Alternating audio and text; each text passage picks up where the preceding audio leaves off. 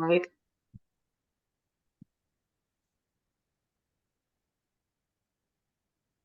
ahí vamos viendo quiénes se van conectando. Hola a todas y todos quienes ya se están uniendo a esta sesión. Bienvenidos. Si nos pueden ir saludando también por el chat, ya para este nuevo miércoles de CIEX, que realizamos ya una vez al mes con todo el cariño que tenemos aquí en el CES. Estos webinars que ya llevan años, hoy día ya tenemos una nueva versión junto.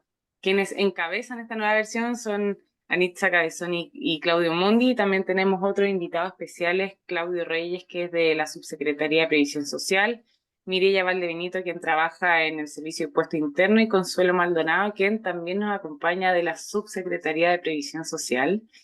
Ya empezar a darle la bienvenida a ya no sé si otoño podríamos decirle, que ya estamos en invierno de lleno, pero nada, decirles que primero muchas gracias a todos por asistir.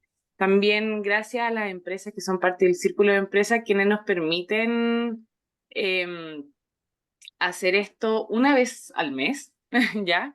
Y quienes también nos permiten hacer no solamente los webinars, sino que los workshops, certificaciones, diplomados y todas las actividades que realicemos junto al CES. Así que sin más, agradecer a Aguas Andinas, ASA, Cencosud, Chilquinta, Colmena, Copeut, Entel, Esbio, Esval, Grupo Saesa, Lipigas, Interclínica, Mundo Sura y Zurich Santander. Así que ya dándole este cálido abrazo, este cálido inicio. Por favor, Anitza, ya te voy dando el pase para que puedas continuar.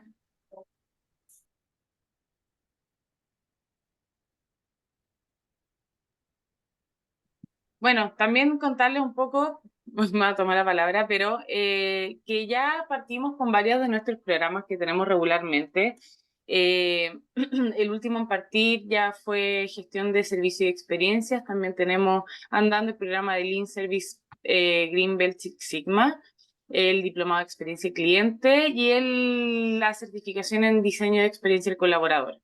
Programas que se vienen prontamente por si es que se quieren sumar junto a nosotros es la certificación de Black Belt Six Sigma, y Anitza es codirectora, así que orgullosa ahí de poder presentarla.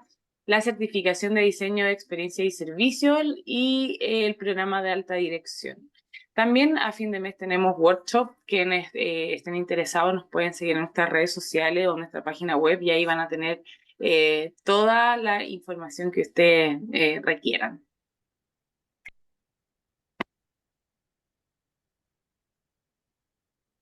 También invitarlos ya al congreso que se viene. Este congreso ya es el 10º, vamos a tirar la casa por la ventana, va a estar muy bueno, con muy grandes invitados, con muchas sorpresas. Yo creo que va a ser el mejor congreso que van a poder vivir y va a ser una experiencia para todos ustedes.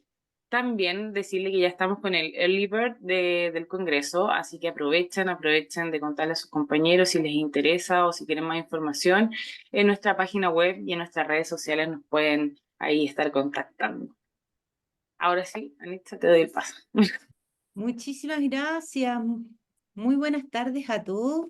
Hoy día tenemos un tema que con Claudio nos encanta, y nos encanta además la oportunidad que se nos ha dado a partir de la aceptación de nuestros dos excelentísimos invitados el día de hoy. A Mireya Valdebenito, muchas gracias, y Claudio Reyes también, muchas gracias por estar aquí con nosotros. Claudio, ¿quiere hablar algo acerca como del resumen o partimos ya invitando a nuestros Yo excelentes? lo que diría es que tenemos dos invitados de lujo, ¿ya? Mireya está en el Servicio de Impuesto Interno, institución que en los últimos 2 años en una ocasión se ganó el premio Pro Calidad, ¿ya? Y eso no es menor para un servicio público en el cual además uno no va a pagar los impuestos contentos, ¿ya? Es como le cuesta, es un tema complejo. Han logrado cosas bien importantes. Y el otro es don Claudio Reyes, mi tocayo, otro invitado de lujo. Hoy día está de subsecretario de Previsión Social.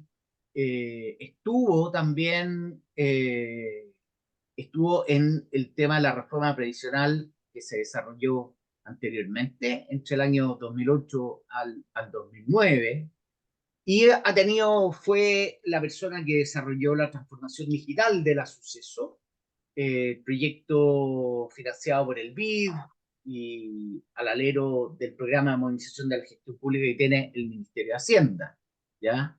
Entonces, tenemos dos invitados que son de lujo para poder conversar esto, ¿ya? Y estamos muy, muy contentos que hayan aceptado nuestra invitación, ¿ya?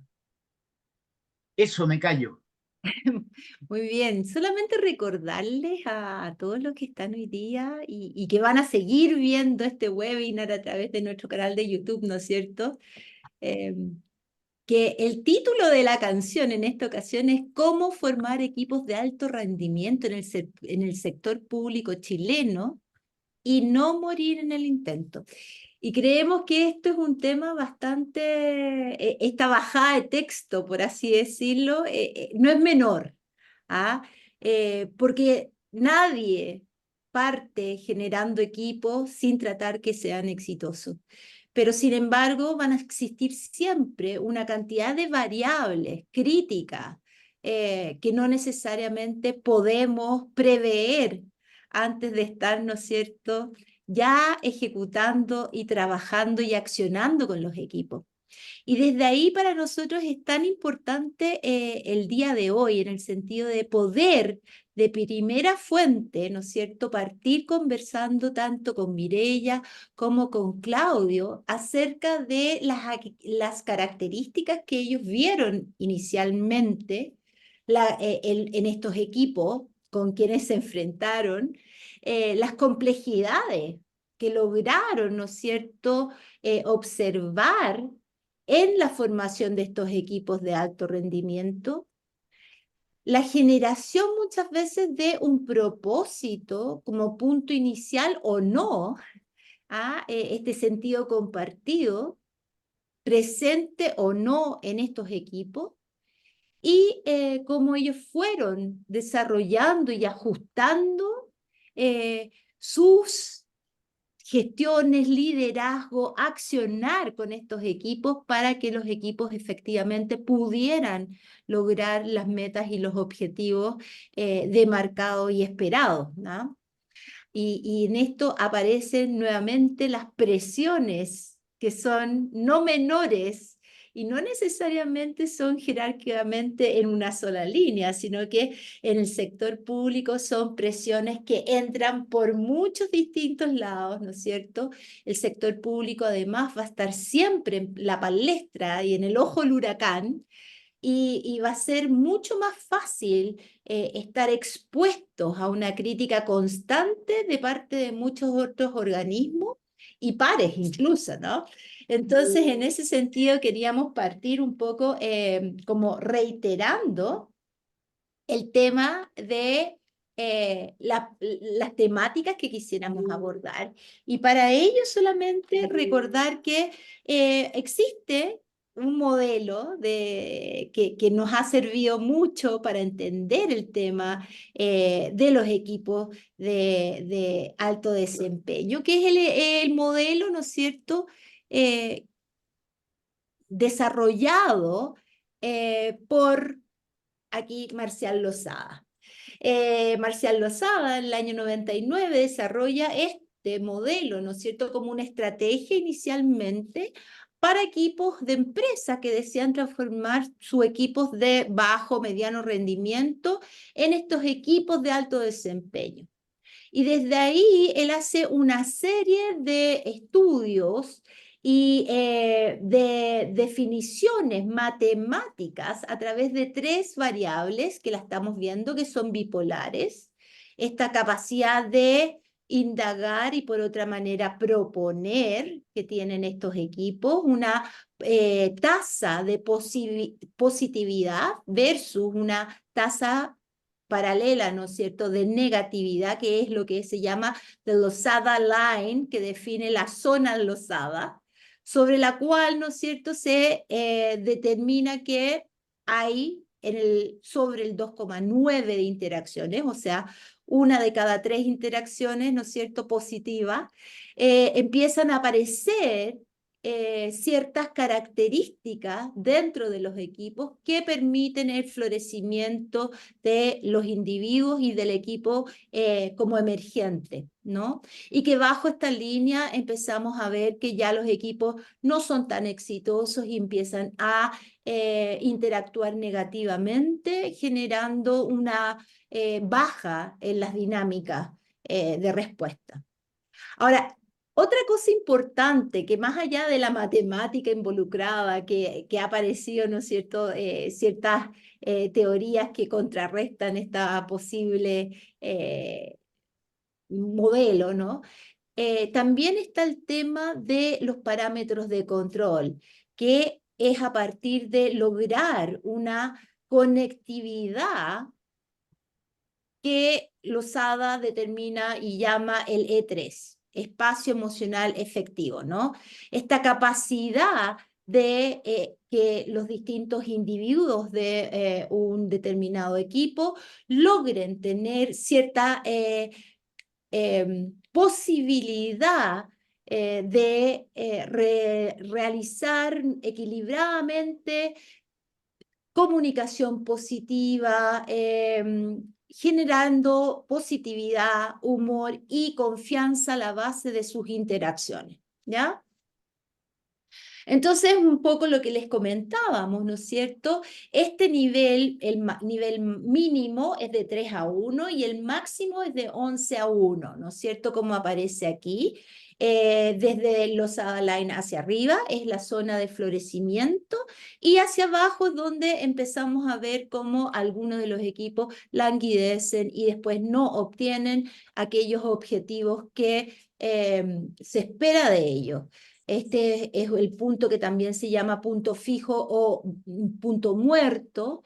Se logra ver un desequilibrio hacia la persuasión por parte de los integrantes, a diferencia de lo que sale hacia arriba, que es un equilibrio entre comunicación y persuasión, tanto hacia lo interno como hacia lo externo, con una comunicación generalmente positiva.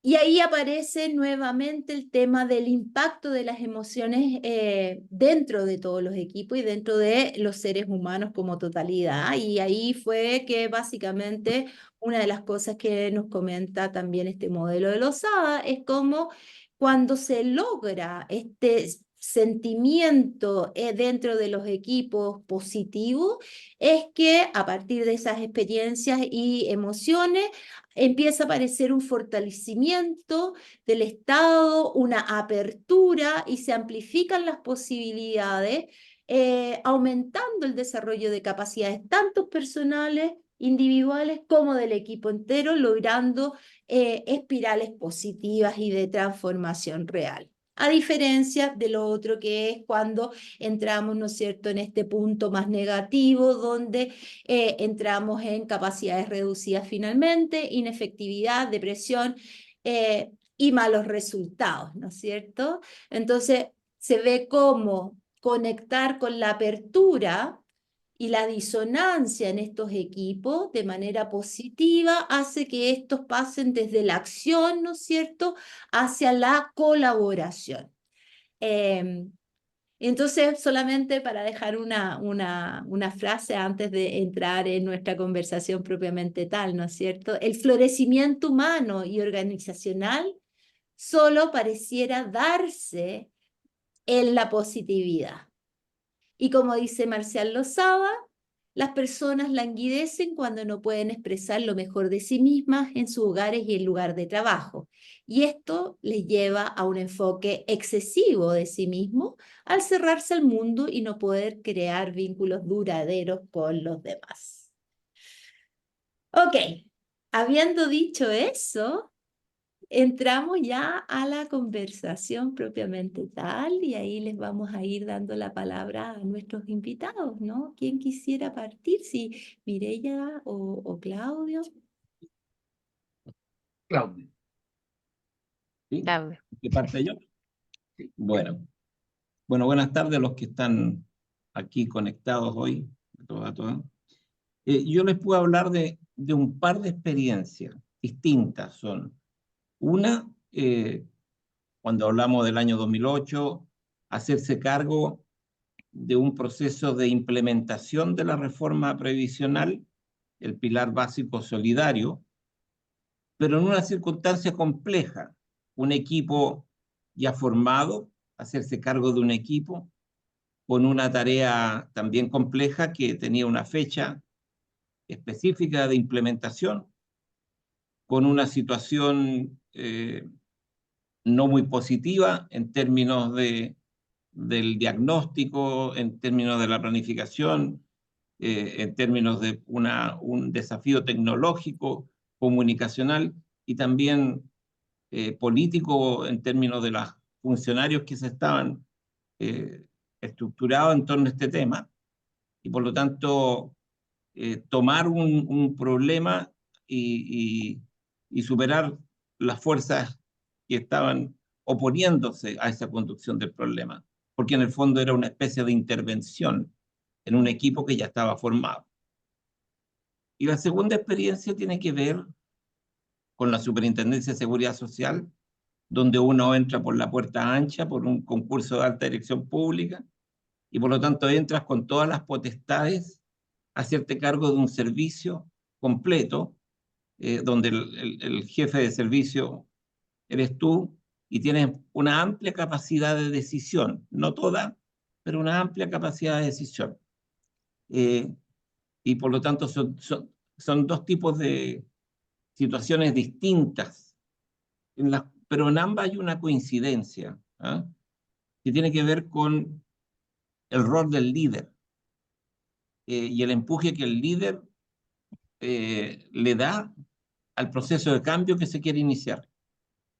Y este rol del líder tiene que ver, entre otras cosas, con la capacidad de reconocer la diversidad de personas, llamémoslo así, de las cuales te vas a hacer cargo y ver las falencias donde hay vacíos, tomar una decisión con los que no se ajustan a tu proyecto, digamos, institucional, mucha dedicación a administrar las diferencias de este equipo, que tiene diferencias, tiene confrontaciones, y bueno, eso tiene que ver un poco quizás con los estilos de liderazgo, de los cuales no hay ninguno que sea el óptimo, sino que tiene que ver ya con la personalidad, con la situación y con el problema que está enfrentando. Voy a dejar por ahí, después puedo entrar un poquito más en detalle. Sí, bueno, es bien interesante lo que dice Claudio, en el sentido de que los desafíos también van cambiando, ¿ah? Y son múltiples en general. La realidad del sector público es bien particular. Y ahí yo diría que para comenzar, primero hay que construir esa visión. Yo vengo desde el mundo de la gestión de experiencia, por lo tanto quizás es algo alejado, eh, porque más bien lo hemos tratado de mantener desde un punto de vista más técnico y no tan político quizás, aunque hay política en todo. Y también hay una política interna y también se dan esas contradicciones y esas luchas ahí de poder y en el fondo estas luchas de poder tienen que ver con quién pone las prioridades institucionales, ¿ya? ¿Qué tema es más relevante? Y ahí yo diría que nuestro desafío en el Servicio de Impuestos Internos ha sido desde un comienzo poder construir un sueño común, una visión común, que además es un sueño que al igual que los equipos se van desplegando y se van desplazando y van cambiando. Es decir, no siempre es el mismo sueño. Nosotros tuvimos un desafío inicial que fue primero poner a los usuarios en el centro de nuestras decisiones, de nuestras acciones, pero ese sueño, en la medida que se ha ido cumpliendo, también se va desplazando a otro sueño. Y hoy en día tenemos otro desafío que es más que nada construir una cultura de servicio. Es decir, cada uno valorar la posición desde la cual está aportando a crear valor a la ciudadanía, a crear valor a los contribuyentes en nuestro caso. Y con los equipos pasa exactamente lo mismo, porque los equipos tampoco son siempre de alto desempeño o siempre exitosos, también tienen sus caídas, también tienen sus contradicciones o tienen periodos en donde el rendimiento también es más bajo, y eso tiene su origen no necesariamente en la claridad organizacional, en las metas que nos ponemos, sino que justamente en lo que señala Claudio, que es el tema motivacional, de cómo generamos un equipo que se alinee, que se motive con esta visión, con este proyecto. Y ahí el liderazgo, sin lugar a dudas, que juega un rol fundamental. ¿En qué sentido? En que el líder tiene que combinar ese aspecto motivacional positivo de fomentar la confianza, la corresponsabilidad también, de sentir que en el fondo todos somos parte y responsables de los éxitos y también de los fracasos, y la confianza también para poder equivocarse y no ser sancionado, sino que tener un espacio para el error, para el aprendizaje. Y también tiene que ser un liderazgo con esa claridad de señalar un camino y de ponerle sentido de responsabilidad, de compartir un objetivo, no solamente una visión o un sueño muy abstracto, sino que también un objetivo concreto, medible, observable, que sea lo más, ojalá, tangible, tanto para el propio equipo, porque eso redunda en una mayor motivación y confianza para seguir avanzando, pero también para mostrar resultados hacia afuera, porque en el sector público, y bueno, en general pasa en todas las organizaciones, es sumamente relevante para asegurar el compromiso interno que también se muestra en resultados, porque eso te permite buscar aliados finalmente. Esos aliados van a ser finalmente tus promotores y te van a ayudar a disponibilizar los recursos, los tiempos, no solamente la motivación, sino que también van a ser facilitadores cuando tú tengas que accionar tu proyecto. Entonces, por eso también tiene harto de política, ¿cierto? De cómo gestionamos las redes, de cómo gestionamos los aliados, de cómo somos un líder motivador, pero a la vez exigente, ¿cierto? Que genere una expectativa siempre en el fondo siempre que se vaya incrementando en el tiempo, siempre incremental, que vaya creciendo, que vaya siendo cada vez más desafiante, que no baje al nivel de quedarse estático, decir, ok, ya llegamos y este era nuestro techo y nos damos por satisfechos y hasta aquí llegó el proyecto. Porque además tiene que ver con las dinámicas, ¿cierto? Sociales, culturales, políticas, económicas, es decir, en el mismo caso del proyecto previsional, de la reforma previsional, hoy en día de nuevo estamos hablando de necesidades en materia previsional, porque la realidad es así, es dinámica. Y surgen nuevas necesidades en la medida que vamos satisfaciendo las necesidades primarias. Y en los temas de experiencia nos pasa lo mismo. Probablemente en muchas organizaciones, antes los temas, no sé, la comodidad de la sala de espera, el poner agua, tener una buena silla, un buen aire acondicionado, era algo como, ya, para allá vamos. Y hoy en día no es eso es un desde, es un mínimo. Y por lo tanto, también tenemos que ir haciéndonos cargo de ese dinamismo. Entonces ahí es sumamente importante el factor humano, en tener esa visión, pero también tratar de llevarla a la práctica y mostrar esos avances.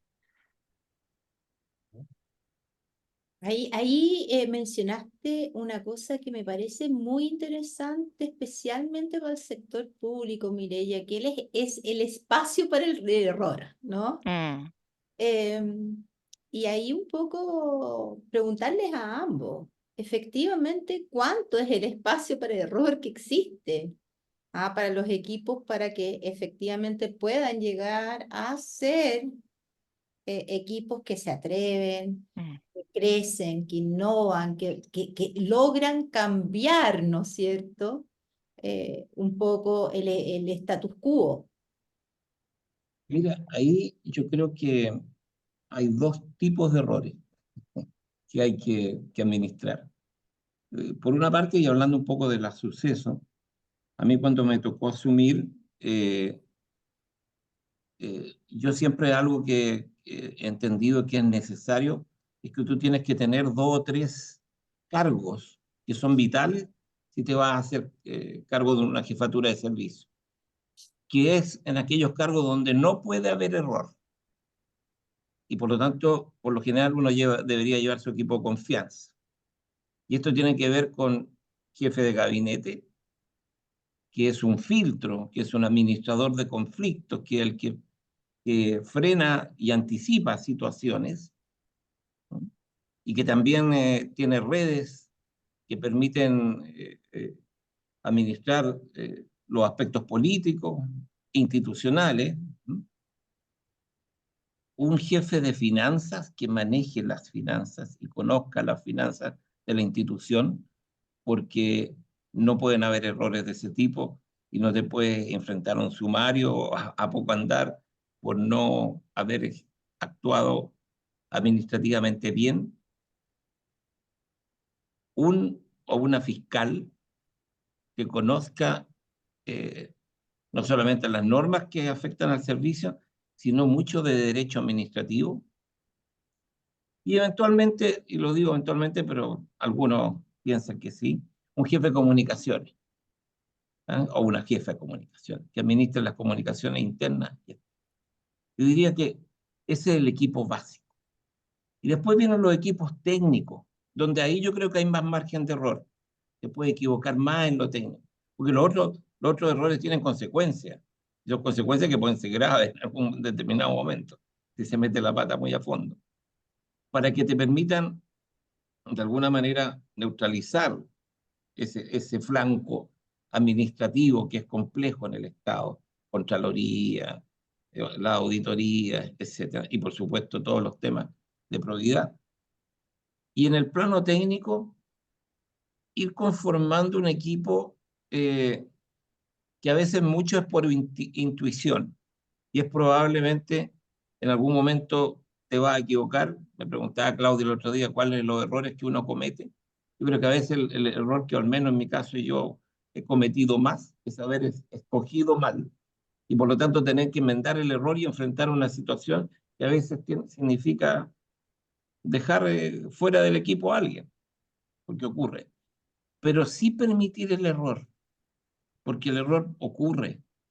Y cuando ocurre ese error, no se trata de aplastar a alguien con el error, sino por el contrario, ver cómo lo solucionamos juntos, que no se vuelva a repetir, pero cómo salimos como equipo juntos frente a ese instancia.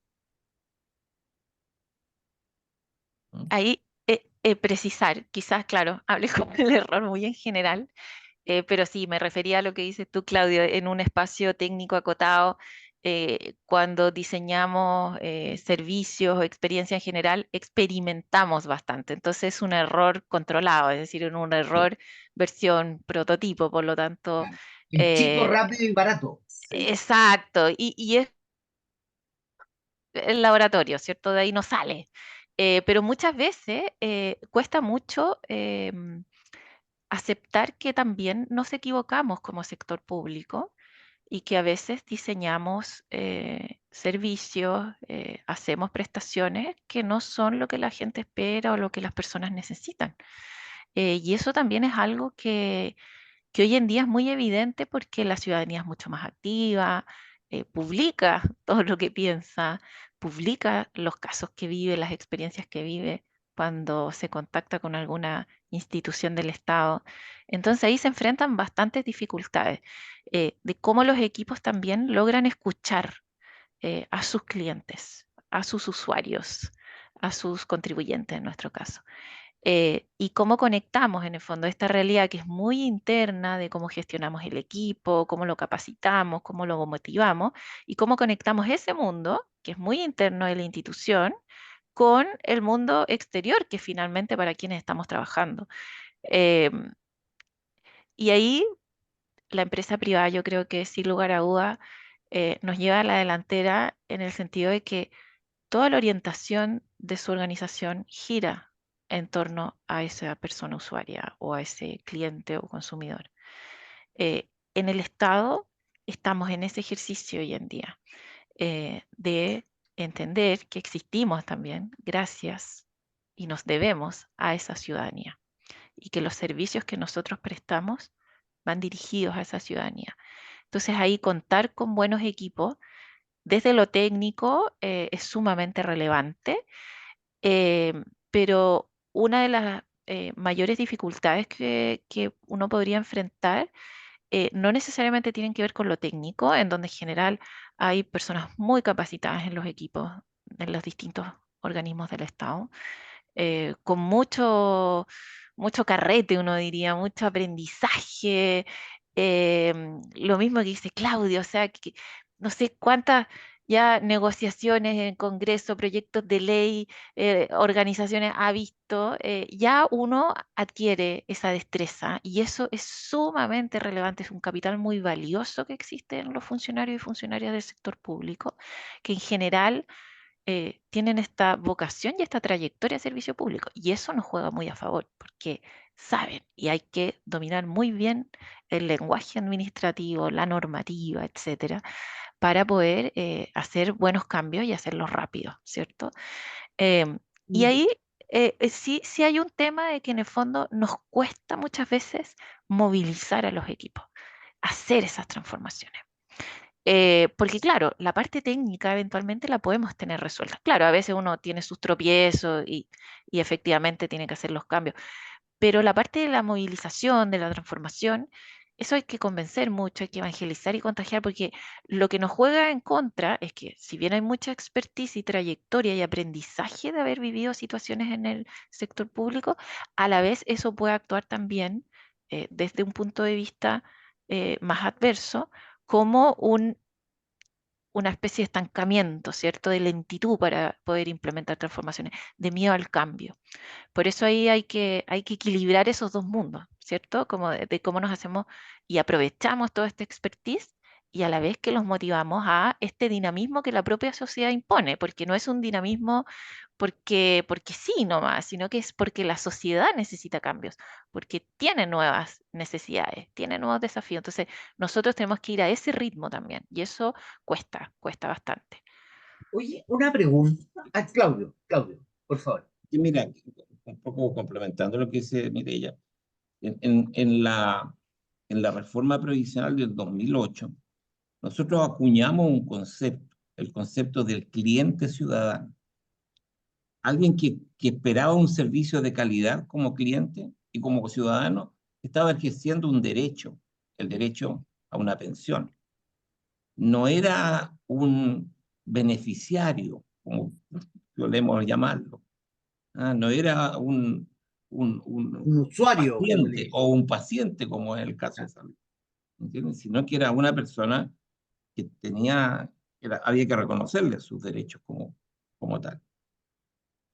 Y lo otro que también Mireya menciona al final, bueno, es algo con lo cual tuvimos que lidiar fuertemente en la Superintendencia de Seguridad Social, que es la gestión del cambio. Cuando ya te tienes que enfrentar a un proceso de transformación muy amplio y cómo administras estas fuerzas que de todas maneras van a surgir, que son contrarias a lo que tú propones. Y ahí, bueno, algunos ejercicios teóricos, pero en la práctica se comprobó que la población la cual está enfrentando, llámese funcionarios, ¿no? Se distribuye en forma regular, digamos, una campana de Gauss. Realmente. Hay un 10% que van a ser tus acompañantes, pero más fervorosos, van a estar detrás del líder y van a dar la vida por él. Hay un 80% que en realidad se mueve y ojalá uno pueda tener la mediana más cargadita a favor del proceso. Y hay un 10% que van a ser derechamente saboteadores. Y uno tiene que saber cómo enfrentar a esos tres grupos, hacer que los líderes tengan influencia en la organización para que cambien a la gran masa y, y ver qué se hace con los saboteadores. Ahí le quería hacer una pregunta a los dos. ¿Desde dónde, qué rol ha cumplido en el trabajo de ustedes el propósito? ¿Cómo tomar y transformar, traducir el desafío, el propósito de la institución, transformarlo en un elemento que traccione, que haga que la gente esté dispuesta a sumarse a él? ¿Qué nos podían contar en ese sentido? Para nosotros es fundamental. Es finalmente lo que moviliza. muchas veces, la gran mayoría, de hecho, de los equipos son bien operativos, pasan toda organización. Los equipos directivos o los que están pensando en la estrategia de la organización son pocos, son acotados, los que toman las decisiones también son pocos. La gran mayoría de las personas que forman una organización, sea del sector público o privado, porque aquí es igual, finalmente están en su tarea del día a día. Entonces el sentido de la pega que estás haciendo, del trabajo que estás haciendo, es fundamental. Si no hay un propósito detrás que le dé sentido a lo que tú haces, simplemente es casi como un trabajo rutinario en donde no va a haber una, un objetivo compartido, donde probablemente no se van a gatillar espacios de colaboración, porque tú solamente vas a querer cerrar tu trabajo, donde no se van a dar tampoco los espacios de comunicación. Cada uno hace su pieza, pero no se ve el conjunto total, ¿cierto? Cada uno hace su fracción y por lo tanto también se tienden a dividir o a generar silos. Y un departamento no sabe lo que hace otro departamento, o el área no sé, de producción no tiene idea de lo que pasa en la postventa y por lo tanto no se mejora la producción. O en el caso de los servicios públicos también nos ocurre que muchas veces los canales de atención tienen que conectarse, ¿cierto?, con el desarrollo de los sistemas y de las aplicaciones, porque en el delivery es donde se notan esos problemas y esas dificultades. Entonces, si no hay ese propósito claro, es súper difícil poder alinear a los equipos para lograr el objetivo, que en el fondo es como el aterrizaje o la operacionalización que hacemos de ese propósito más macro, más soñador. Em, y en ese sentido, claro, al comienzo, sobre todo, puede haber bastantes paradigmas bien arraigados y que cuesta mover, porque soñar es como que ya locos, están soñando. Y cuando uno pone una visión que finalmente es hacia dónde quiere llegar, también a muchos equipos les cuesta visibilizarlo y decir, ¿y por qué? ¿Y cómo vamos a llegar allá? Y además, ¿para qué? ¿Qué gano yo? Esa era una pregunta muy frecuente que nos hacían al comienzo acá. ¿Qué gano yo como funcionario sumándome a este cambio, adhiriendo a a esta movilización, ¿cierto? A esta transformación. Entonces, por eso el sentido de propósito, el tener una misión clara, una visión clara, en nuestro caso, el contar con los recursos que el país necesita para hacer todos los cambios, que nuestros mismos funcionarios y funcionarias también son parte, porque son parte de la ciudadanía. Aquí no hay como un usuario interno que esté desconectado de la realidad. Ellos en sus familias viven y ellos mismos viven las necesidades sociales, las necesidades culturales, económicas, etcétera. O sea, cuando, por ejemplo, en el tema de previsión, no es algo desconectado de los funcionarios. Ellos también en sus casas, en sus familias, ven esa realidad, ven esa necesidad y por lo tanto a nosotros nos pasa lo mismo. Se conversa sobre impuestos, se ve lo relevante de contar con los recursos para poder implementar políticas públicas y por lo tanto lo relevante de nuestro trabajo también. ¿Cómo logramos recaudar esos impuestos para que el país tenga los recursos que necesita finalmente? Pero cuesta transmitirlo porque de repente queda muy encima, muy volátil, muy difícil de asir, ¿cierto? Y por lo tanto hay que hacer una bajada en objetivos que sean bien concretos, ojalá tampoco muy de largo plazo, porque si no se pierden en el camino. Ese ha sido uno de los aprendizajes que nosotros hemos tenido, que de repente cuando es algo muy lejano, tampoco las personas logran verlo, logran vivirlo y ya se olvidaron de lo que se hizo hace 2 años. Entonces el proyecto ya se diluye. Por eso también hay que tratar de ir mostrando esos avances.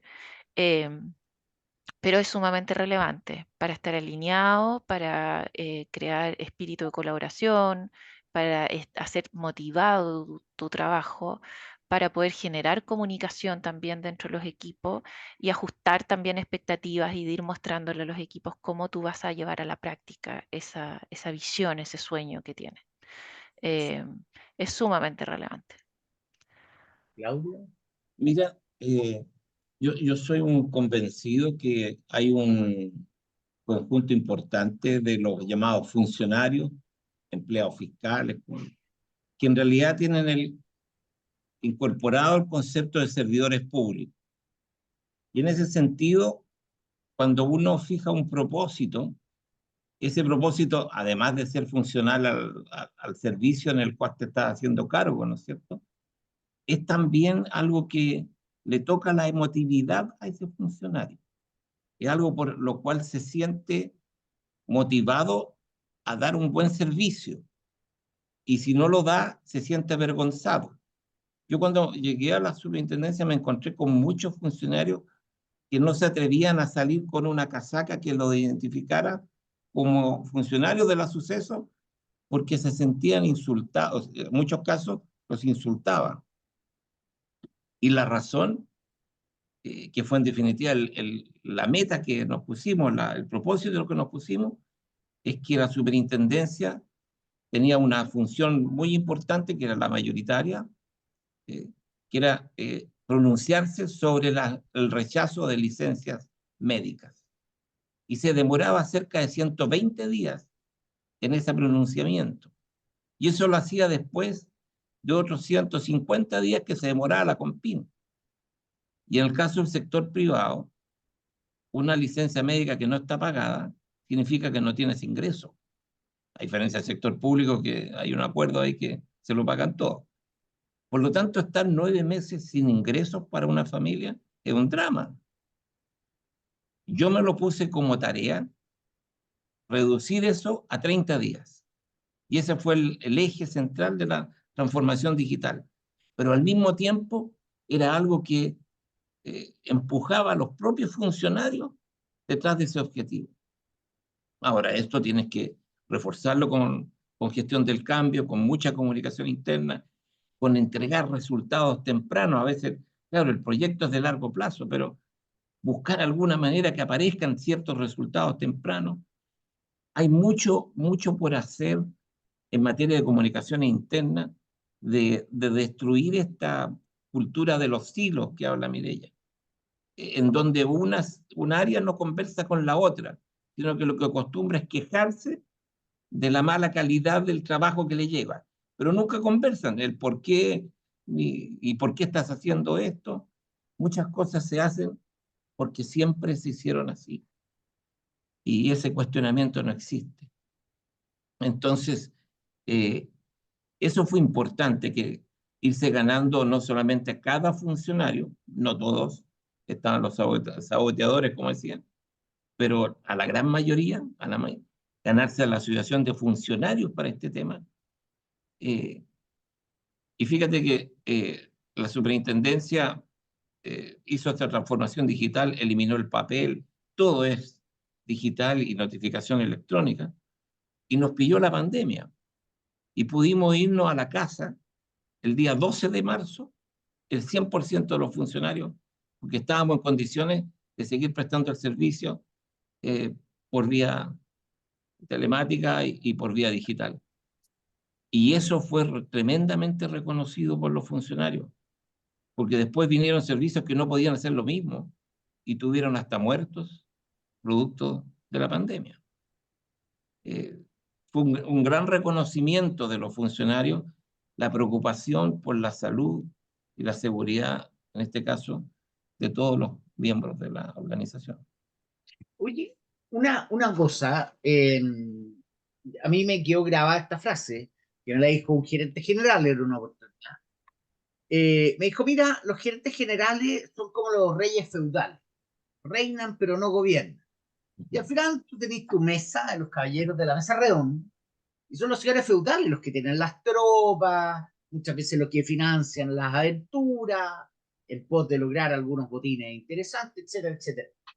¿Qué pasa aquí en términos cómo movilizar a esos señores feudales para que ellos en la cascada, ¿cachai? ¿No? En términos de decir, bueno, tú con tus equipos, cómo tú hacemos un juego en cadena, ¿ok? Sobre todo en el sector público que tú llegáis y no hay muchas posibilidades de cambiar fuertemente equipo. Hay una suerte de restricción ahí que son importantes, ¿ya? Entonces, ¿cómo sortearon eso? Que tú buscaras que, bueno, en esta área, ¡buah!, se vaya el líder para allá, porque tú no tenés tiempo ni tenés la capacidad de llegar allá abajo, ¿ya? Eso, me callo. Sí, ¿quién es Mireia?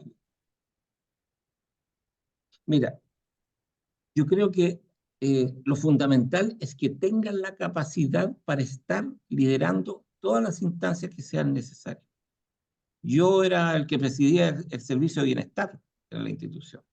Estábamos en los comités que tomaban las decisiones estratégicas, nunca delegado en los equipos.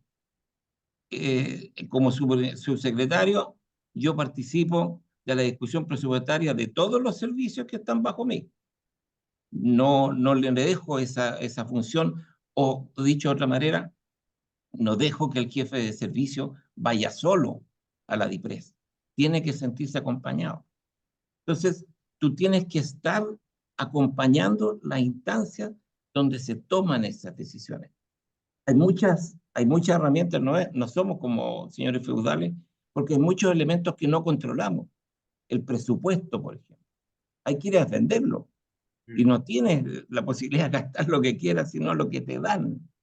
Y ahí es una lucha importante de capacidad de convencimiento que pueda estar frente a la DIPRES. Y por otro lado, el estatuto administrativo es una camisa de fuerza muy importante, porque no puedes tener los cupos que quieres, los cargos que quieres, las remuneraciones que necesitarías para incentivar cuando quieres. Y eso es una restricción que te exige cierto conocimiento de cómo ir generando capacidades, guardando platita por acá, porque los grados que tienes los cautelas y los grados que te sobraron te permiten subir a los otros e ir buscando ese ajuste dentro de lo que es la administración de un servicio público. Entonces, para mí, cuando nosotros postulamos al programa de modernización del Estado, que tuvimos la oportunidad de que nos financiaran, que se dio la suerte de que coincidió con el hecho de que yo asumiera el cargo, no fuimos los únicos. Entre ellos el Servicio de Impuesto Interno postuló a ese programa y postuló la Dirección del Trabajo y otros. Pero no, los que llegamos a término y nos graduamos fueron pocos, creo que fuimos, si no los únicos. Y tiene que ver mucho con el involucramiento del jefe de servicio en la dirección del proyecto. No dejarlo al equipo técnico. No es un tema de recursos humanos, no es un tema de tecnología, es un tema estratégico del servicio. Bueno, Pero disculpa, ahí coincido plenamente, primero en el tema de los equipos, ¿ah? Hay que aplicar harto reciclaje, porque de pronto hay funcionarios o funcionarias que vienen de otras áreas y que con estas nuevas necesidades o incluso con reestructuraciones, bueno, necesitas que la organización se adapte, pero finalmente con las mismas personas. Y también el tema de la disponibilidad de recursos, sin lugar a dudas. Los presupuestos año a año son cada vez más austeros, estrictamente austeros. Y por lo tanto, ahí uno, claro, hay que buscar distintas estrategias para que finalmente las cosas puedan pasar. Como dice Claudio, tratar de buscar también incentivos y reconocimientos que no siempre son grados o incentivos económicos, sino que también el reconocimiento al interior de los propios equipos, ¿cierto? Este sueldo, esta remuneración emocional también es muy gratificante y reconoce a los equipos. Muchas veces hay que fasear también los proyectos y dividirlos en varias etapas, ¿cierto? Para poder ir contando con los recursos año a año hasta que se puedan lograr. Y ahí hay un punto clave que también muchas veces como tenemos poca disponibilidad presupuestaria o incluso capacidad para poder mover o generar equipos nuevos, equipos de trabajo nuevos, hay que trabajar mucho en esa permanente transformación laboral de ir creando también uno las capacidades que necesita la organización, desde lo técnico y también desde lo humano y organizacional. Y también hay que apoyar y transmitir y colaborar, como dice Claudio, muy transversalmente. Es decir, que los proyectos no sean de un solo líder, ir a defender los proyectos institucionales de manera mancomunada, de manera colaborativa, en permanente comunicación, porque sin lugar a dudas eso ayuda muchísimo, porque cuando tú dices, no, hay que trabajar colaborativamente, comuníquense entre los equipos, estén conectados, pero resulta que el director o la directora del servicio no va nunca a ninguna instancia, es súper difícil que la DIPRES confíe en tu proyecto. Es mucho más fácil cuando está ahí tu superintendente, tu subsecretario o el jefe que corresponda apoyándote, eh, ¿cierto? Sumándose finalmente, alineándose con estas necesidades de cada una de las instituciones. El tema presupuestario es un tema sumamente relevante y efectivamente ahí se ve como los líderes también van modelando, ¿cierto? El ser y parecer, el estar ahí presente, quizás es mucho más potente que una campaña de comunicación interna súper, súper potente para promover el trabajo colaborativo. O sea, si uno está ahí, eso habla muchísimo y eso es Uy, muy bueno, se valora. una pregunta. A mí, porque, eh, a mí me ha pasado mucho trabajando con el sector privado, pero también me ha tocado con el sector público, que a los ejecutivos superiores les falta mucha calle, mucha calle.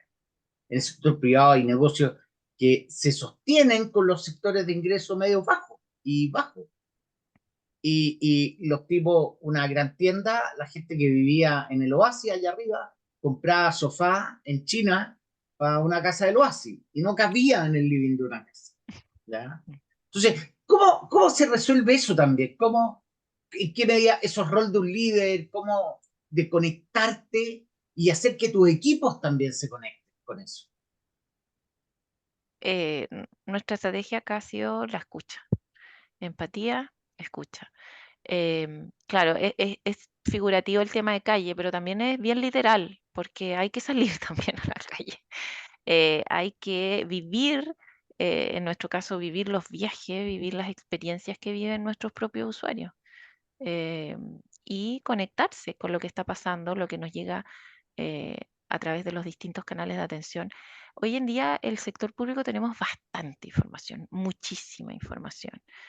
Así como las empresas encargan sus estudios de mercado, van monitoreando sus indicadores de satisfacción, etcétera. Nosotros también tenemos muchísima información y hartas fuentes de información para poder monitorear lo que está pasando en la ciudadanía. Y eso hay que conectarlo y traerlo adentro de la organización, porque ahí vuelvo un poco a lo del principio. Nosotros como sector público ya ni siquiera es un tema solo vocacional o de servidor público, sino que también es un tema de transparencia, de accountability. Nosotros estamos para rendir ante la ciudadanía y existimos por y para ellos y por lo tanto necesitamos ese contacto. Es imprescindible para prestar un buen servicio. Si es que, por ejemplo, los fondos concursables de algunos proyectos de fomento no estuvieran conectados con las actividades económicas que esos emprendedores pretenden prestar, con los negocios que ellos esperan poder realizar, no tiene ningún sentido, no se conecta. Entonces, desde el mundo público es imprescindible esa conexión, porque cualquier servicio, cualquier beneficio que tú entregues debe estar conectado y alineado con esas expectativas y esas necesidades ciudadanas. De otro modo, no tiene sentido, porque además nosotros tenemos ese rol que es gratificante, pero complejo a la vez de ser monopólico. O sea, no hay una versión 2 de la suceso. No hay una alternativa al pago de los impuestos al servicio de impuesto interno. O sea, yo no puedo elegir a dónde me voy, ¿te fijas? Y por eso es más urgente e imprescindible. Desde mi punto de vista es algo que es ineludible para nosotros, es un mandato. Y de hecho el mismo estatuto que mencionaba, Claudio, también nos mandata eso. Si finalmente es el sentido y la razón por la que existimos. Y además que efectivamente somos, entre comillas digo, porque no somos mercado, pero entre comillas monopólicos. A diferencia de lo que quizás puede ocurrir en el mundo privado, donde claro, sea una competencia, etcétera. Mira, hay dos elementos que yo creo que uno debe hacer para ir ganando calle. Una es involucrarse como jefe de servicio, incluso en los temas de repente menores, si tú quieres, acercándote al funcionario que está construyendo la función que estás prestando. ¿Mm? En el sector privado a mí también me tocó, siendo subgerente de finanzas de un banco, y todos los meses yo me sentaba con el contador y quizás con el subcontador para ir entendiendo cómo cerrar el balance y entender las cuentas, las causas, y el día de mañana tener una buena explicación de eso. Y yo creo que eso mismo pasa con un jefe de servicio. Tiene que acercarse a la área de atención usuaria, tiene que acercarse al front line, donde tú estás en permanente relación con ese ciudadano que quiere servir. Y en ese sentido, si tienes la capacidad de formar equipos dentro de los equipos internos, otras visiones de ese mundo, es muy útil. ¿A qué me refiero con otras visiones? Yo valoro mucho el valor de la multidisciplina. Y de repente tendemos a llenarnos o de abogados, o de ingenieros, o de economistas, con una visión muy, muy específica, muy cuadrada del mundo. Y no valoramos a lo que algunos llaman despectivamente la ciencia blanda, la sociología, la psicología, la antropología, la observación del comportamiento de quien iba a recibir una pensión fue esencial para el éxito de la reforma previsional 2008. Estábamos llegando a un público que nunca había tenido un vínculo con el Estado que no fuera a través del consultorio o del DIDECO del municipio. Y se trató de montar una ley con unas cosas que se llamaban los Centros de Atención Previsional Integral, las CAPRI. No voy a comentar lo que dijo la presidenta Bachelet al respecto, pero no se acercó nadie a eso, nunca, por supuesto. Esas eran personas que eran maltratados por los guardias de azul a la entrada de un establecimiento. Por lo tanto, había que crear una red de capilaridad con canales cercanos a esa gente. Y eso necesitaba estudio, conocer, saber, una visión muy antropológica de lo que es la prestación de un servicio público. No es fácil encontrarlo en el Estado. Y muchos fracasos se han generado por esto, porque al final se cree que la norma es lo que soluciona el problema y por lo tanto basta con el reglamento, con la circular, y no es así. O algunos creen que el procedimiento y por lo tanto el proceso va a ordenar a las personas y las personas, porque son racionales, van a seguir el proceso más eficiente, y no es así. Hay que entender cómo las personas sienten y piensan si tú quieres a veces tener éxito en esa política pública. Totalmente. Oye, y yo me quiero tomar de las últimas palabras que tú acabas de mencionar, Claudio, para hablar no solamente de equipos multidisciplinarios, sino que también multigeneracionales. Y ahí quiero como nuevamente abrir un poco este tema de los equipos de alto rendimiento, en cómo han hecho ustedes, y si es que han podido, ¿no es cierto?, sumar estas nuevas generaciones a los equipos del sector público. Es mucho más fácil, evidentemente, después de todas las restricciones que ustedes nos mencionaron, ¿no es cierto?, sumarlo, que se sumen en el sector privado. Entonces, ¿cómo hacen ustedes como sector público para lograr, ¿no es cierto?, traer esta nueva savia con nuevas competencias distintas y además empezar a adecuarse a estos equipos que ya existen, que muchas veces también llevan carreras, formas de hacer, formas de mirar, ¿no es cierto?, que implican mayores complejidades? Y ahí abro la palabra. Mira, yo creo que es una tarea compleja, porque en el fondo la adhesión de alguien que entra es cuando empieza a adquirir cierto cariño por la función pública y empieza a entender que esto de ser servidor público tiene otras satisfacciones que no son las pecuniarias, salario o ese tipo de cosas, sino que tú te sientes creando algo. Y yo creo que eso también tiene que ver mucho con una tradición de jefatura a subordinado, o sea, de ir siendo parte del equipo que te está integrando y sentirte parte de ese equipo. Y ahí nuevamente el líder tiene un rol importante en ir formando, no todos, pero en ir generando una nueva, valga la redundancia, generación de funcionarios que en algún momento pueden ser hasta tu propio relevo.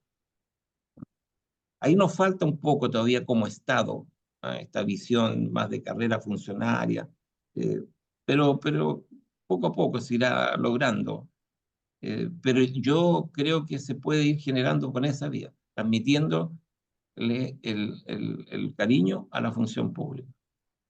Mm.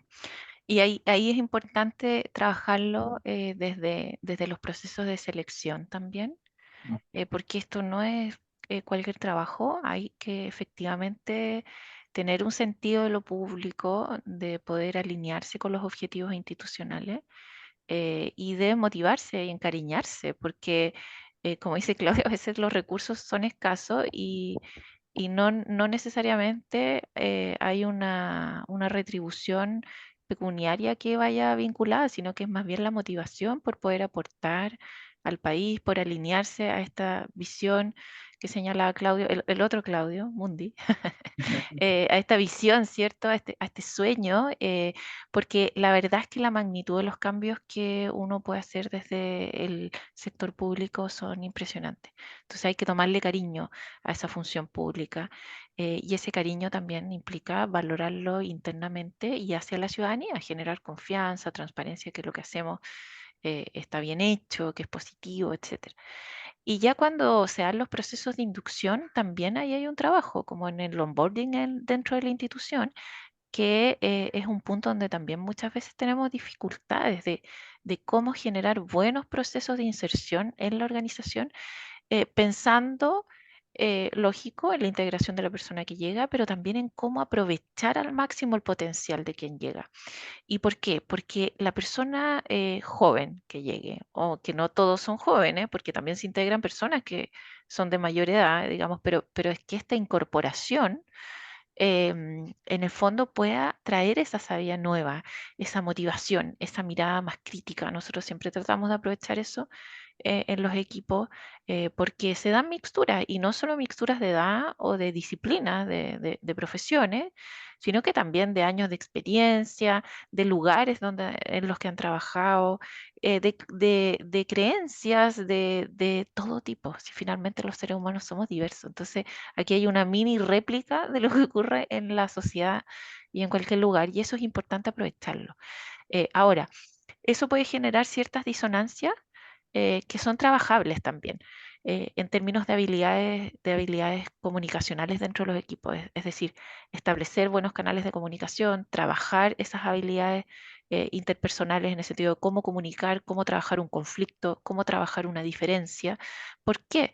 Porque tanto la mirada de una persona más joven, en este caso, por ejemplo, sobre el trabajo, sobre los tiempos incluso, son sumamente subjetivas y diversas.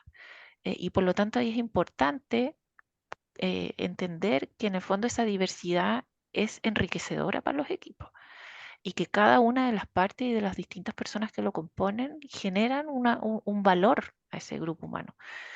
Pero hay que trabajar esas habilidades porque de otro modo queda desincronizado y cada uno sigue en su propio mundo y no se conectan y no se colaboran y no se resuelven los conflictos y no se avanza. Por eso es importante ver esta diversidad y esta riqueza como una gran ganancia, pero también hay que crear esos espacios de comunicación y de poder alinearse bajo objetivos comunes. Ojalá de una manera colaborativa y participativa. Es decir, que los equipos también sean parte de la construcción de los objetivos, de las metas, de los indicadores con los que se va a meter, con los que se van a medir, ¿cierto? Porque de esa manera también se hacen parte del camino que se está construyendo y eso es sumamente valioso. Eso también enriquece en el fondo a los equipos y lleva a la práctica esta valoración, porque la valoración de la diversidad no puede ser ser tampoco abstracta o meramente declarativa, como qué rico, somos todos diferentes, diferentes disciplinas, pero en la práctica no se traduce en nada. Y el ingeniero sigue trabajando con los ingenieros y a lo mejor el psicólogo con los psicólogos, etcétera, ¿cierto? Entonces hay que ponerlo en práctica. Hay un elemento bueno, hay servicios que tienen más recursos y otros que tienen menos recursos, y eso es algo que hay que darse cuenta. Pero cuando no tienes muchos recursos, es importante tomar control y darle incentivo a las capacitaciones. La capacitación es un elemento de mucho eh, influencia en el ánimo del equipo y de la institución. Y lo otro tiene que ver con los viajes. Eh, los viajes también yo creo que tienen que ser administrados como una suerte de estímulo para poder ir reconociendo a quienes más se destacan. Claro, no siempre es tan fácil, pero esa herramienta de repente está a la mano. Dale, Anitza. Yo tengo otra pregunta además, porque sucede que cada 4 años viene una suerte de cambio de gobierno y con eso una suerte también de cambios de objetivos que de alguna manera puede cambiar el norte, tal vez no el norte propiamente tal, pero ciertos puntos, ¿no es cierto?, definidos en estrategias anteriores que impactan a los equipos en su mirada táctica y estratégica de cómo llevar a cabo las cosas, ¿no? ¿Cómo han ido lidiando ustedes con estos posibles cambios? No solamente cada 4 años, sino que también el gobierno va, a partir de lo que va pasando en el contexto, ¿no es cierto?, pueden ir definiendo nuevos focos. ¿Cómo han ido lidiando ustedes y desde ahí liderando a los equipos para que esto no se genere una suerte de, bueno, me estás cambiando la regla en el camino, como esto era antes así, me están pidiendo ahora esto otro? ¿Cómo lo han logrado llevar a cabo?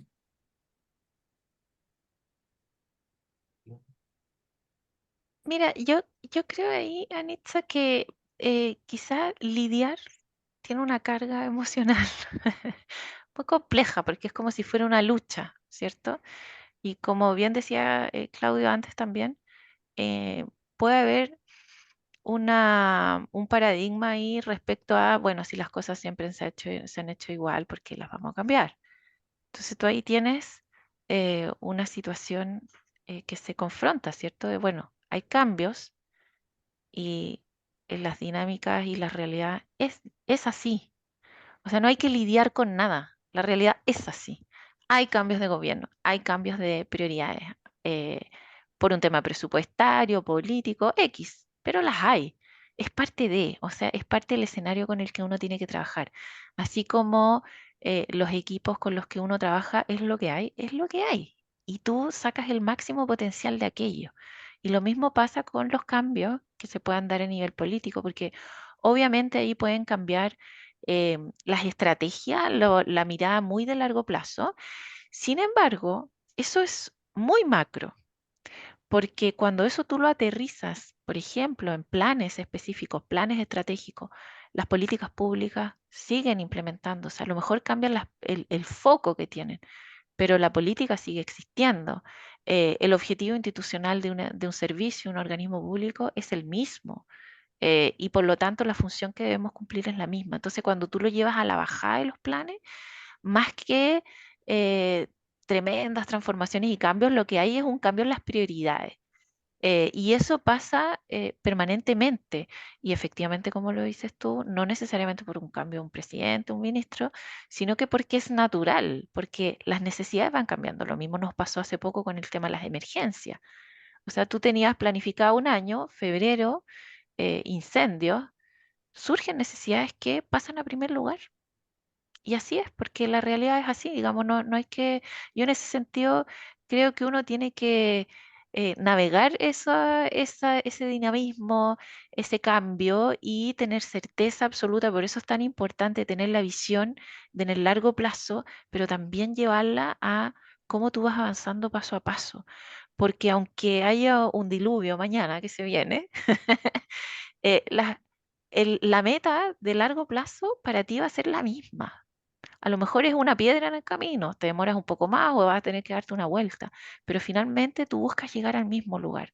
A lo mejor ese día a día de la pequeña ruta puede verse alterado, postergado o simplemente desaparecer, etcétera. Pero finalmente, donde tú quieres llegar, eso se mueve muy poco por esos otros cambios. Así que yo creo que hay que aprender a navegarlos. Lo mismo pasa con los temas presupuestarios, que son sumamente relevantes. Hay años donde hay unas prioridades, otros años hay otras. Bajo un gobierno es una prioridad, otro gobierno es otra. Y ahí tienes que hacerte cargo de ese dinamismo nomás, po. Esa es mi mirada muy personal, ¿ah? Porque aquí yo no estoy hablando de la institución, es mi mirada muy personal. Bueno, mira, yo creo que voy a hablar más que nada vinculado desde la jefatura de un servicio. Eh, Mucho depende de la forma de cómo se llegó a esa jefatura, si de alta dirección pública, con un concurso o no. Y fuiste alguien que el gobierno que saliente te designó. Por lo tanto, uno debería esperar que todos estos cargos que son de confianza pueden ser, es parte de la regla del juego que te pueden sacar o no. Probablemente en alta dirección pública es más complejo, pero también puede ocurrir. Y yo creo que ahí hay que ser pragmático, eh, ser capaz de adaptarse, porque tal como dice Mireia, van a cambiar probablemente algunas orientaciones, no nadie va a dar vuelta al servicio de arriba para abajo, y probablemente lo que era prioritario para algunos ya no deja de ser prioritario y vienen nuevas prioridades. Y yo creo que lo fundamental como jefe de servicio, y eso es una tarea individual, no es del equipo, por el contrario, la tarea del jefe de servicio es proteger al equipo. ¿Eh? Es el jefe de servicio el que tiene que tener la máxima capacidad de adaptarse a las nuevas circunstancias y transmitir al equipo, mira, estas son las nuevas prioridades y nos vamos a mover hacia allá de esta forma. Y Ahí, mostrando flexibilidad también, como no esa exacto, rigidez o de pronto incluso tosudez, como hay que ser flexible sin perder el norte. claro, el jefe de servicio tiene que ser un buffer en este tema. ¿Ah?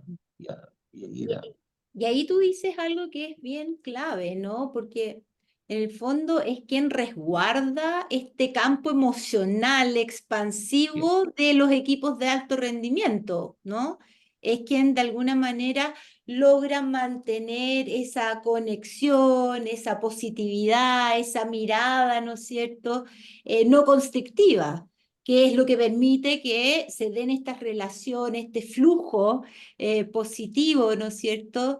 Que amplifica posibilidades en los equipos, ¿no? así es. Tú tienes que, por eso digo, tienes que resguardar un poco el equipo y, y de alguna manera tratar de evitar que un cambio signifique recambio al interior del equipo, ¿eh? O genere una situación de incertidumbre tal que el ánimo se vaya al suelo y entremos en estas fases depresivas eh, que van... Y esto tiene el principal efecto en algunos cargos, pues obviamente siempre los primeros que podrían saltar son aquellos que tienen la oportunidad de irse. Y por lo tanto el equipo pierde a su estrella, lo cual es muy complejo. Claro, en el fondo sí, flexibilidad, pero sí con el mínimo de incertidumbre, ojalá dando las mayores Sí, certezas posibles, porque eso efectivamente genera estabilidad y genera más tranquilidad. Ahora, es súper importante el rol que tienen ahí los líderes, que yo creo que efectivamente los equipos directivos tienen un rol importante, pero muchas veces también hay otros líderes que no necesariamente tienen algún cargo dentro de la organización, pero que son importantes gestores y que generan mucha opinión también dentro de las organizaciones. Y ahí es importante que, claro, que estén todos en el fondo alineados y que em, esos líderes son finalmente los que construyen los equipos, porque los equipos de alto desempeño nunca van a existir aislados. Si no tienen un buen líder que los oriente, que los guíe, que los acompañe, que les dé esa espalda, ¿cierto? Esa confianza, no, nunca van a existir, pues. No son un hecho aislado que uno pueda planificar sin contar con un liderazgo que los motive y que los haga avanzar finalmente. Y que cuando el equipo decaiga, porque los equipos también decaen, no son siempre arriba, ¿cierto?, en el top, sino que también de pronto están cansados, se deprimen, ¿cierto? O no obtienen los resultados que esperaban y se pueden frustrar. Entonces, también es dinámico y ahí donde el líder logra remontar eso, también puede hacerlos volver a subir y a tener un desempeño exitoso. Oye, una pregunta políticamente incorrecta. Yo no te la planteé a ti antes, Mirilla, pero a Claudio dije le pregunté si se la podía hacer y me dio la base. Tiene que ver con lo siguiente. Esta figura tan extraña y tan compleja como las asociaciones de funcionarios. ¿Cómo lograr, eh, cómo, cómo integran todo esto que nosotros estamos conversando con estas asociaciones que tienen agendas? Yo no hago ningún juicio respecto a la agenda que tienen, pero ellos tienen su agenda y no hay restricciones muchas en cómo se desarrolla su actividad sindical, podríamos decirlo. No es como en el sector privado que hay un poquito más de regulaciones. ¿Qué pasa ahí con con esta agrupación? ¿Ya? Mira, eh, nuevamente yo creo que hay que apelar a la emotividad. O sea, las asociaciones de funcionarios existen para brindarle beneficios a sus afiliados. ¿Ah? Por lo tanto, tú como jefe de servicio tienes que generarles condiciones para que ellos puedan mostrar logros, triunfos, conquistas. Y en eso hay que trabajar, hay que buscar presupuesto, porque a veces pueden ser cosas muy simples. ¿No? Hay cosas que ellos entienden que no se pueden prometer. ¿No? No podemos subirle el grado a todo el servicio. No se puede. Pero podemos ofrecer un buen casino, podemos ofrecer una sala donde se pueda descansar, podemos mejorar el servicio de bienestar, podemos hacer muchas cosas que requieren estar en contacto permanente, directo e indirecto con la asociación de funcionarios. Ahí el rol del jefe de gabinete es gravitante, ¿no? Porque va filtrando, va administrando. Hay que tratar de dejar de lado la chimuchina más personal, ¿no? El tema ya más cargado al cagüín. ¿Eh? Y por lo tanto y subirlos al carro del cambio, subirlos al carro del cambio, donde ellos muestren que algunas cosas que la dirección del servicio está proponiendo han sido cambiadas por su medio eh, en favor del conjunto de funcionarios y darles, eh, digamos, la posibilidad de poderlo comunicar a todos. Es una administración bien compleja, pero que requiere atención, pero tienes que ganártelos y no ir por la vía confrontacional, porque genera mucho ruido, te demanda mucho tiempo y al final no es muy fructífero. Mm. Bueno, para nosotros las asociaciones gremiales son aliados, la verdad.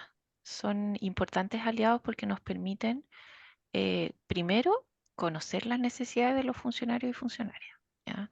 Porque así como de pronto conversábamos antes, el tema de falta calle, al interior de las organizaciones a veces también pasa eso porque no conocen lo que está pasando en otros departamentos, en otras áreas, o en nuestro caso, por ejemplo, a veces en direcciones regionales. Entonces hay que aprovechar esa conexión porque es un espacio de escucha también, de canalización de las demandas de los asociados. Ahora, es clave ahí también esa distinción, ¿ah? Porque no todos los funcionarios y funcionarias están asociados, entonces tiene que ser un canal más con el cual conectarse con esa realidad, pero no el único, porque no todos los funcionarios y funcionarias están en las asociaciones gremiales. Por lo tanto, también hay que preocuparse de las necesidades de ese otro vasto grupo. Y en ese sentido es un aliado porque nos permite conectarnos con esa necesidad y también nos permite a nosotros, en este caso, transmitir las cosas que estamos haciendo y sumarlos a ese trabajo. Es decir, que sea mucho más colaborativo, tomar en cuenta sus opiniones, sus miradas, las necesidades de los equipos. Y desde ese punto de vista, cualquier cosa que hagas, siempre cuando se trabaja colaborativamente, ya todos son parte. Entonces, es mucho más fácil, por ejemplo, los procesos de gestión de cambio. Si es que participan desde un comienzo, a nosotros al menos nos ha dado grandes satisfacciones poder incorporarlos como aliados. Por cierto que hay momentos duros, difíciles, en donde hay que evitar, claro, caer en las confrontaciones, o en las controversias. Finalmente, eh, tanto el servicio y las áreas encargadas de la gestión de las personas y otras, ¿cierto? Eh, y los mismos asociaciones gremiales, todos buscan que haya bienestar al interior de la institución, ¿cierto? Que todos trabajen dando lo mejor de sí, en las mejores condiciones, y por lo tanto es ahí donde hay que buscar los puntos de encuentro, de conciliación. Efectivamente es muy desgastante y no conduce a resultados el estar permanentemente confrontándose. Así que es mejor trabajar desde esa lógica colaborativa, al menos en la subdirección en que yo estoy, nos ha dado grandes beneficios para todos finalmente. Aquí todos ganamos. Mm, Bien. Mira, Maravilloso. hay un par de cosas. Mi sugerencia es crear un comité ejecutivo, tener un comité ejecutivo, y donde funcione, digamos, de alguna manera la verticalidad del mando, pero al mismo tiempo tener canales paralelos. Desayuno semanal con los funcionarios sin la jefatura, por ejemplo. Mm. Canal directo. Pero cuando venga una reclamación, tiene que venir por el conducto regular. No es que alguien vaya y venga, toca a la oficina del director para hablarnos de un problema personal. Tiene que seguir el conducto regular, no obstante, tener siempre un cable a tierra directo, no por a través de las jefaturas que lo filtran también, y poder juntarse una vez a la semana con distintas secciones, departamentos, a tomar un café. Buenísimo. Buena Oye, práctica. buenísimo. Mira, antes de ir cerrando y como resumiendo, les voy a pedir un esfuerzo de síntesis a cada uno para que nos diga desde la visión personal de cada uno de ustedes cuál definiría y regalaría a la audiencia como esas acciones top 3 Ujú. a llevar a cabo para poder lograr efectivamente, ¿no es cierto?, tener estos equipos de alto rendimiento. ¿Solo 3, Ani?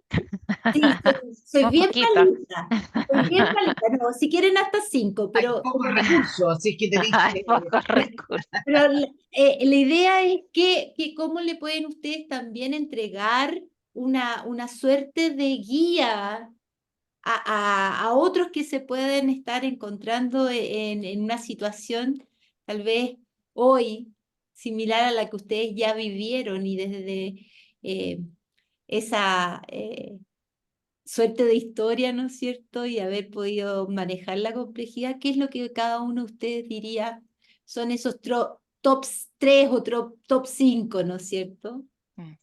Mira, bueno, no sé si la cantidad, pero yo te diría que el fortalecer la positividad en los equipos, ¿ya? Generar confianza, generar un espíritu propositivo, trabajar de manera colaborativa, eso es sumamente relevante para que la emocionalidad siempre se mantenga mucho más cargada hacia lo positivo que hacia lo negativo, aún enfrentando errores o dificultades o conflictos, porque son naturales, ¿cierto? Eso va a pasar siempre, pero manteniendo esa positividad. Yo te diría que ese es un gran pilar. Lo segundo, yo diría que entender que las personas somos quienes construimos la cultura de una organización y somos el capital y el pilar fundamental para cualquier equipo, para cualquier trabajo, para cualquier organización. Es decir, sin personas no existe una empresa, no existe una institución. En el sector público, más aún, porque hay que tener este sentido, esta identidad, esta vocación finalmente de servicio público, porque nuestro trabajo no es cualquier trabajo. Entonces hay que eh, destacar y valorar de manera permanente el sentido de lo público, fortalecer la pertenencia al sector, y por lo tanto ahí las personas tenemos que entender que son la base de cualquier organización. Lo tercero yo te diría que es contar con buenos líderes que logren motivar, generar esta positividad, poner a las personas siempre en el centro de sus decisiones, estar ahí, acompañar, estar presente, tomarse el café, ir a la primera línea, ir a quien está, no sé, desarrollando aplicaciones, ir donde está la persona en bienestar, ir al casino, etcétera. Estar, que es lo que hablábamos de la calle.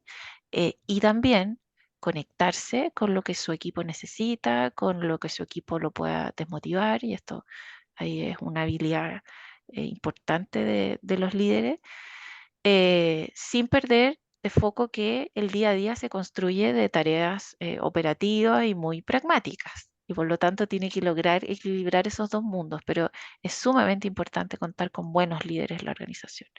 Y finalmente, yo te diría que hay que tener una claridad de cuáles son nuestras metas, de cuál es nuestro objetivo, a dónde queremos llevar a la organización, a la institución, acompañado siempre de muchos datos, de mucha información, de un buen sistema de monitoreo que nos permita ver dónde están las brechas, dónde tenemos que hincar el diente. A lo mejor necesitamos capacitaciones, perfecto. A lo mejor necesitamos tecnologías de información, ok, gatillar esas mejoras. Y para eso se necesita tener esas metas claras, objetivos súper concretos y medibles, y también hacernos cargo de estar permanentemente monitoreando para finalmente lograr esa meta y ese objetivo.